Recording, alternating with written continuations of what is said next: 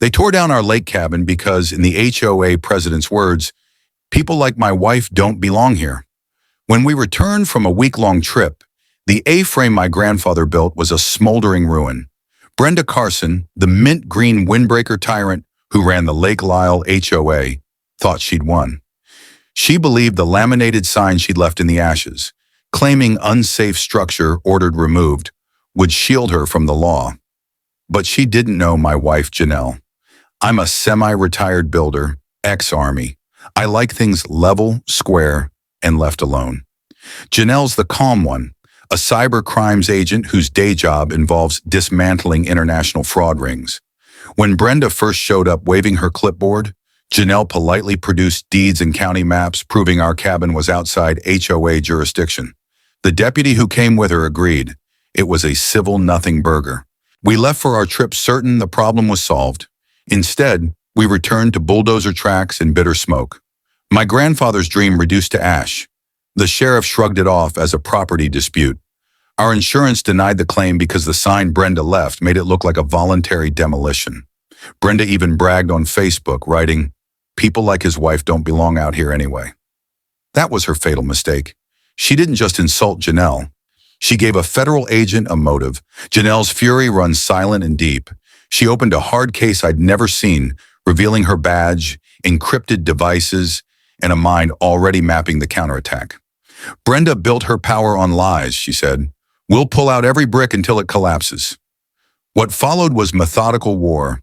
Public records requests, dusty county ledgers, forged parcel maps exposed. We found emails where Brenda ordered her board to use safety codes to pressure them and dispatch logs proving she'd called cops on Janelle for simply taking photos. Possible squatter, black female on property. Every discovery tightened the noose, and Janelle wasn't done. She set up trail cameras with night vision and cellular uplinks, predicting Brenda's ego would draw her back. At the same time, she dug deeper. No burn permits on file, forged clearance orders, and soon an ATF friend confirmed what our noses already knew, accelerant residue. This wasn't demolition, it was arson. Then came the moment that turned evidence into a weapon. A late-night phone buzz, motion detected. On Janelle's screen, crystal clear video. Brenda Carson and her cronies laughing in the ruins. Bet she'll think twice before moving into our lake, Brenda sneered, her voice captured perfectly. We took the footage, emails, forged maps, and the arson report to every authority, county, state, even the FBI. Doors slammed in our faces. Civil matter. Local dispute. Even Janelle's own supervisor told her she was too close to the case. Brenda exploited the vacuum. Anonymous Facebook posts painted us as squatters and criminals. Neighbors who once waved now turned away. I hit my lowest point, standing in a diner parking lot, realizing the rules I'd lived by were a lie. I couldn't protect my wife or my grandfather's legacy. But Janelle hadn't broken. She sat in the ashes, whispering a vow to the charred earth. If the local system wouldn't work, she'd use one Brenda couldn't touch, the global spotlight. While I was still pacing in silent fury, Janelle moved like a strategist. The night we found our cabin reduced to cinders, she began laying out a battle plan on the dining room table. Laptop open, legal pads neatly stacked, evidence folders labeled like a field commander preparing an operation. Her first step was exposure. She encrypted every photo of the ruins, every copy of the forged HOA map, every email Arthur Jenkins, the retired land surveyor neighbor, had forwarded to us. His screenshots proved Brenda had deliberately blurred and shifted our property lines on an updated digital map. Another attachment was worse. Brenda's own email to her board. They have the old deeds. We'll have to use the safety codes to pressure them, make it more trouble than it's worth to fight. Janelle paired that with dispatch logs she obtained through a Freedom of Information Act request. 6 separate nuisance calls to the sheriff's office in the past year, each one initiated by Brenda or her cronies. The most damning entry read, "Caller reports black woman taking photos of property."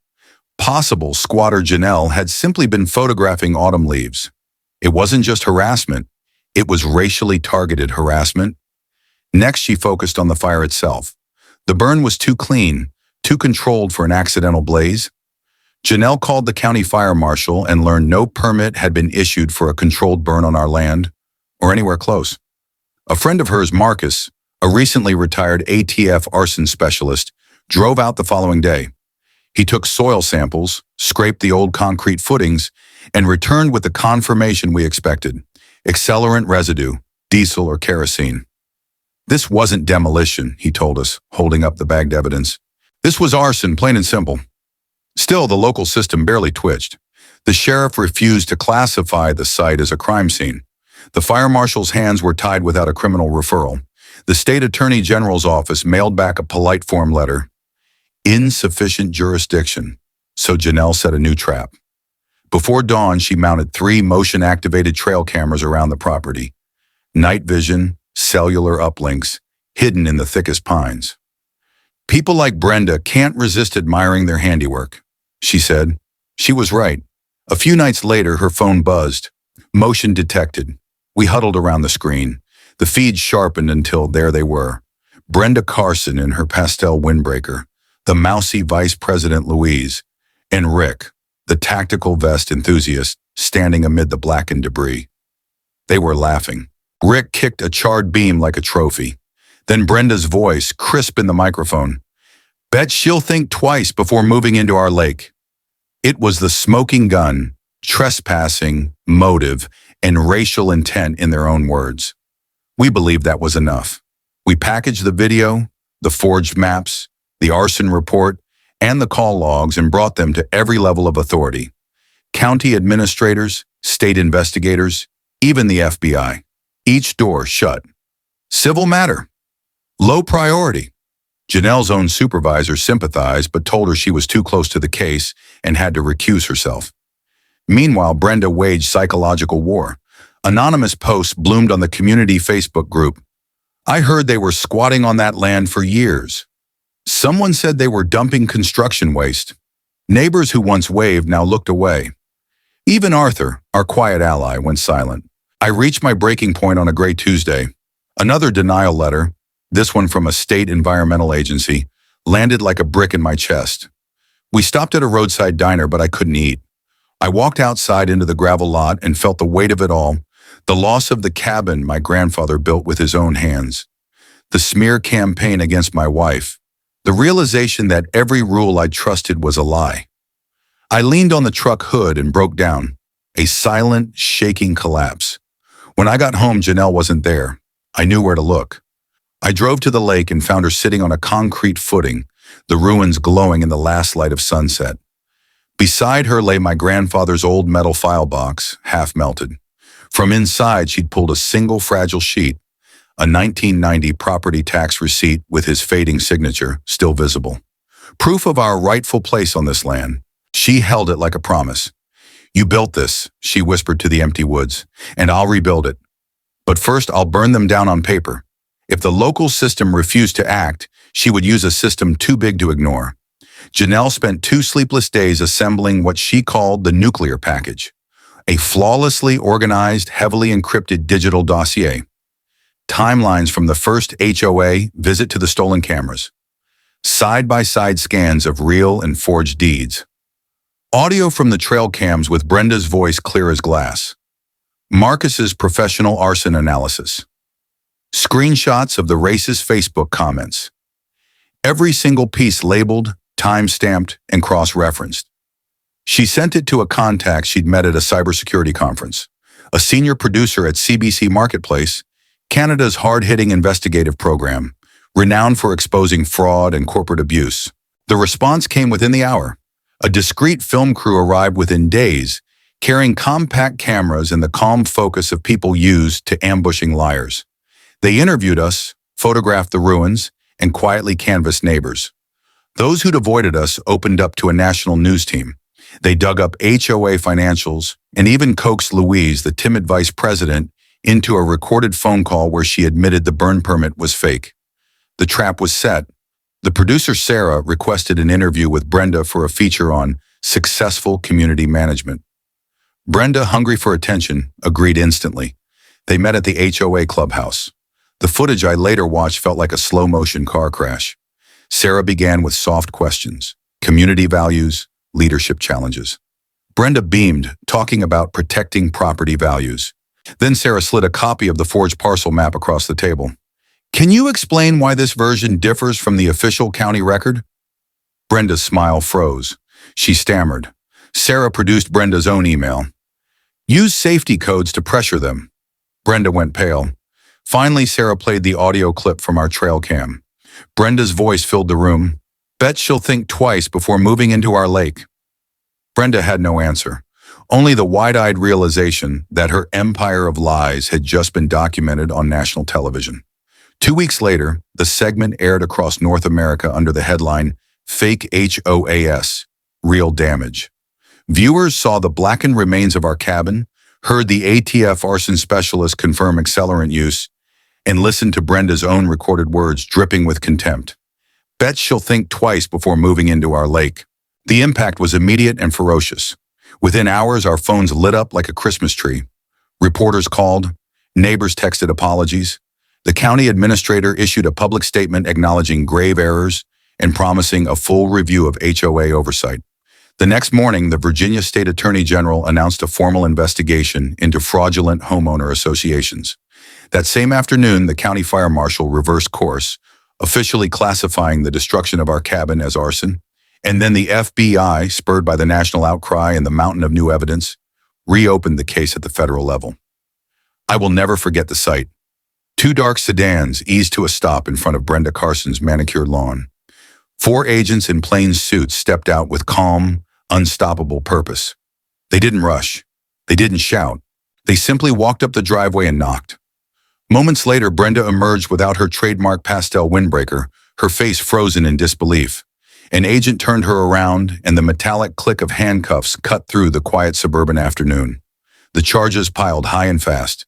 Mail fraud, wire fraud, conspiracy to commit arson, falsifying public documents, and hate crime enhancements for the racially motivated harassment. Under pressure, her 2 loyal board members, Louise and Rick, folded almost immediately. They accepted plea deals, confessing to forgery, theft of our trail cameras, and obstruction of justice. Brenda's little kingdom collapsed overnight. Our civil attorney struck next, filing suit not only against Brenda personally, but against the Lake Lyle Homeowners Association as a corporate entity. The judge wasted no time. The HOA was dissolved. Its bank accounts were frozen, bylaws voided, and every fake community standard she'd waved like a weapon was rendered meaningless. The court awarded us a judgment of $324,000, a carefully calculated figure covering the cost of rebuilding, legal fees, and punitive damages. But the real victory wasn't the money. Neighbors who had once avoided eye contact now stopped their cars to apologize. Some confessed they'd been terrified of Brenda, worried they'd be her next target. Others admitted they'd believed the rumors and were ashamed. Arthur Jenkins, the quiet surveyor whose emails had provided the first crucial proof, showed up at our doorstep carrying a bottle of wine and a pair of wooden stakes for the new foundation. I should have done more, Hino said, his voice thick with regret. We told him the truth. Without his evidence, none of this would have been possible. As the legal dust settled, Janelle simply returned to work. She took no victory lap, no public bow. For her, this wasn't about revenge, it was a completed task. Identify the crime, collect the data, execute the solution. Her FBI supervisor greeted her return with a handshake and a quiet well done. The Bureau even began using our ordeal as a training module at Quantico, dubbing it the Royce Protocol, a case study in how private citizens can dismantle a corrupt organization using meticulous evidence and public pressure when official channels stall. Meanwhile, I began to rebuild. We hired a small crew to clear the site and pour a new foundation with deeper, steel-reinforced footings. Arthur came by every morning with his old transit to double-check the lines. Other neighbors pitched in. One delivered a cooler of drinks, another offered cut-rate lumber. This wasn't just construction, it was the slow rebuilding of a community once paralyzed by fear. I followed my grandfather's original blueprints but added a few modern touches.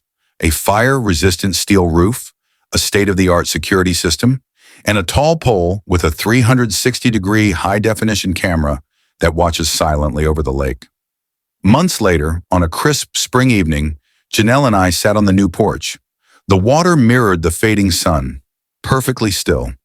The scent of fresh-cut cedar mingled with cool mountain air. For the first time in a year, the world felt quiet again.